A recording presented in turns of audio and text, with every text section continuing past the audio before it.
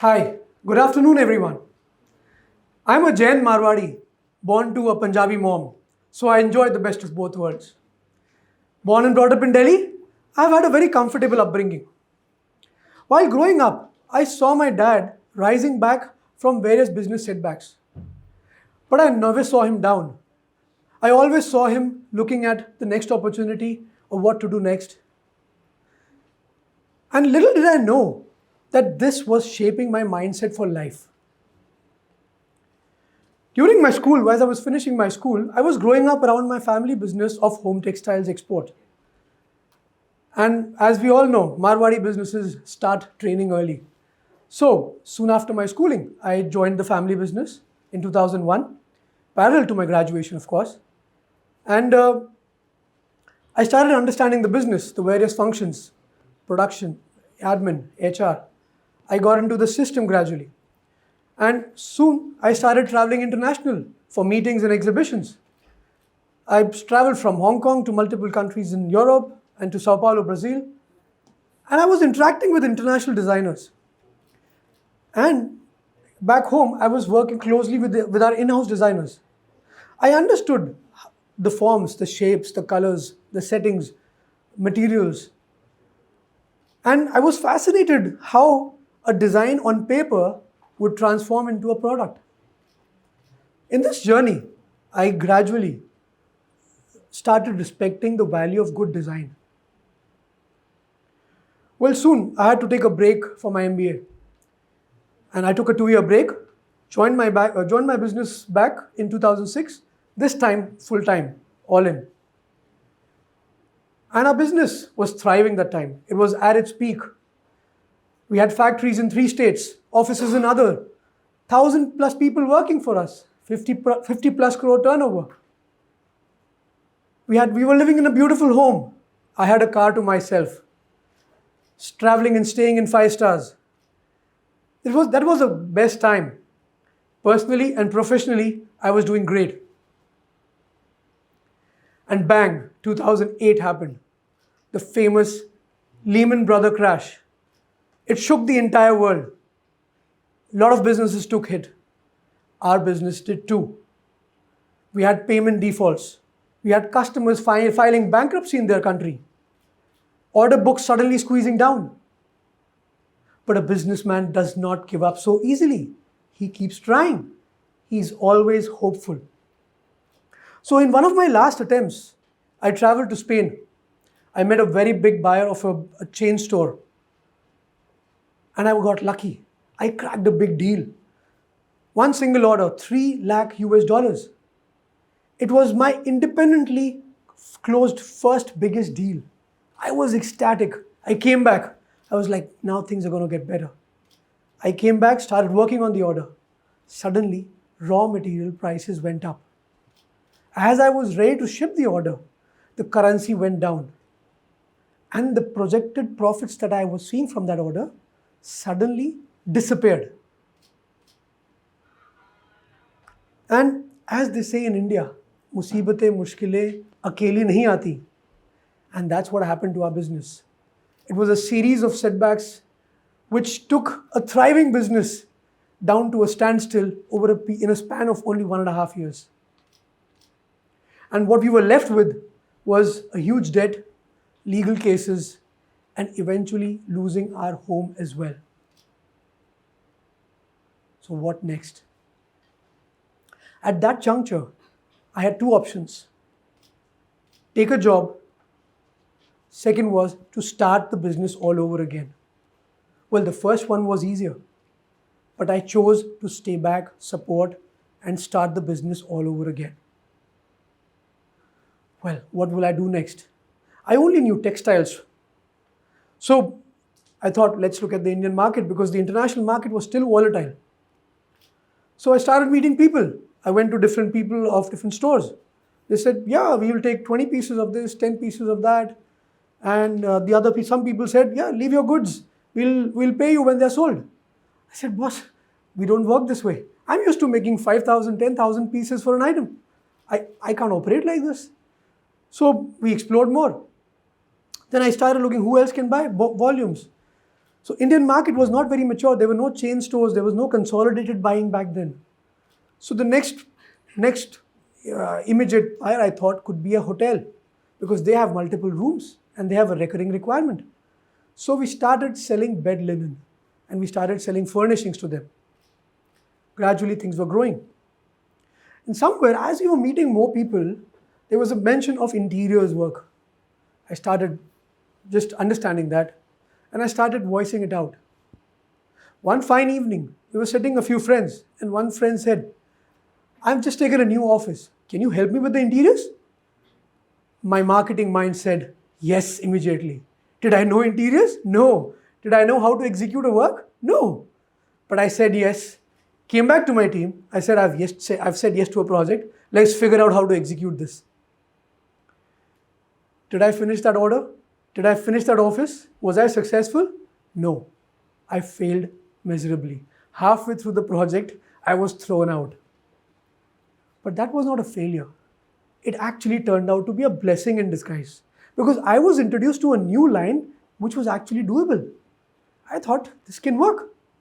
And that's when I set up a new company called Total Interior Solutions. My girlfriend back then, now my wife, happened to be an interior designer. No, this was by chance. It wasn't a strategic move. It was a Rab ne bana di jodi story. And that story I would save it for another time. But my wife and myself started the turnkey interior business. I started this interior business from a basement from our previous landlady. And she said, "Ankur, don't worry. You just don't worry about the rent. Just work hard and grow." And that's what we did. We both worked hard, really hard. We did whatever projects came our way, and we slowly, gradually got into the interiors industry. And back then, Gurgaon was just developing, and there was a huge demand gradually growing up. And we thought, if we have to grow faster, we have to sit in the middle of the action. We have to sit where all the action is happening. And once again, this angel landlady came. She said, "Ankur, take this 2 lakh rupee check and take your next leap of faith." And with that backing of 2 lakh rupees, I went out to Gurgaon, looked for an office on rent. I saw the first office, liked it, finalized it on that day. Rent, 40,000. Security deposit, 80,000. I was left with 80,000, which was next 2 months' rent. I took the plunge without knowing where the third month rent would come from. And believe you me, we worked hard from that office and we grew our interiors and furniture business, and we worked out of that office for 9 years. So when I look back my journey, when I restarted my journey in 2010, I did not start from zero. I actually started from a negative situation. And I see now that starting from zero is actually easier. But when you're starting from negative, you're actually moving with a huge baggage of commitments. Every decision making is more difficult. But I always had this mindset, or I developed this mindset, I would say, thanks to my upbringing, that look at the bright side of every situation and keep moving forward. Learn from your past, learn from the mistakes, and don't repeat your mistakes. And with that mindset, I kept moving forward. And as I did that, somewhere down the lane, some opportunity or some angel would come by and help me and help us in the next growth of phase. So, 2022, our interiors and furniture business was doing well. We were expanding gradually, but somewhere we were not satisfied. We were not content with the kind of value we were delivering to our customers. The kind of satisfaction was not there. So we sat down to review. And I remember that one night, 31st December 2022, when we did a stringent review ourselves. It was a ruthless review, I would say. And we took a very bold decision. We took a decision of shutting down our high turnover vertical of interiors, because we were sailing in two boats. One was project management, one was production.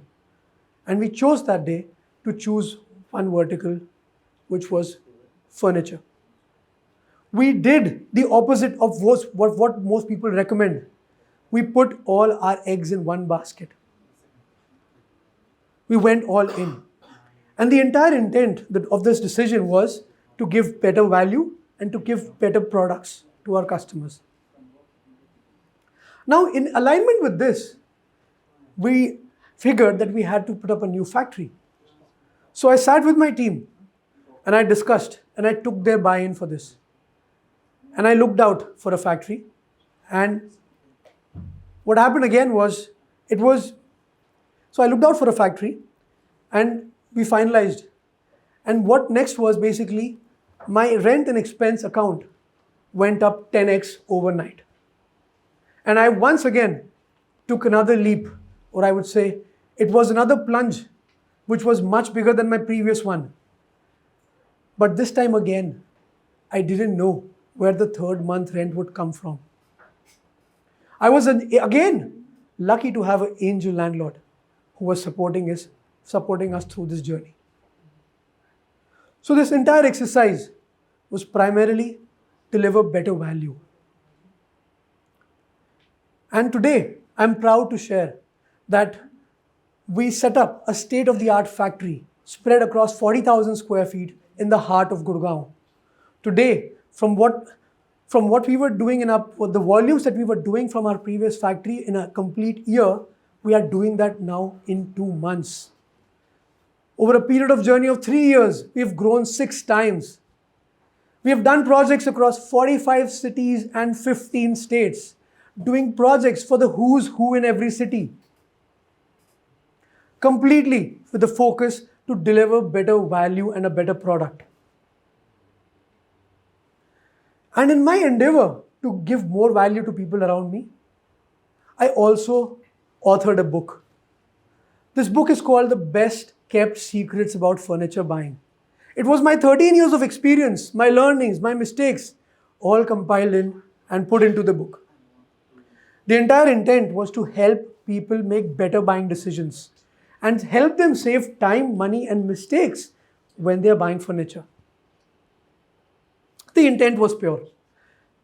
Let my knowledge spread and help as many as it can. So what has been my magical principles who has helped me to reach where I am today? So, well, there have been many, but I would leave you today with 3 main principles that I stand by. The first one, nothing is permanent. Every storm shall pass. What you need to do is keep moving forward. The second, if your heart is clean and your intent is clear, have no fear. Because the world around you is going to shake. But if your heart is pure, nothing will shake your foundation. And the last, but the most important, clarity follows action.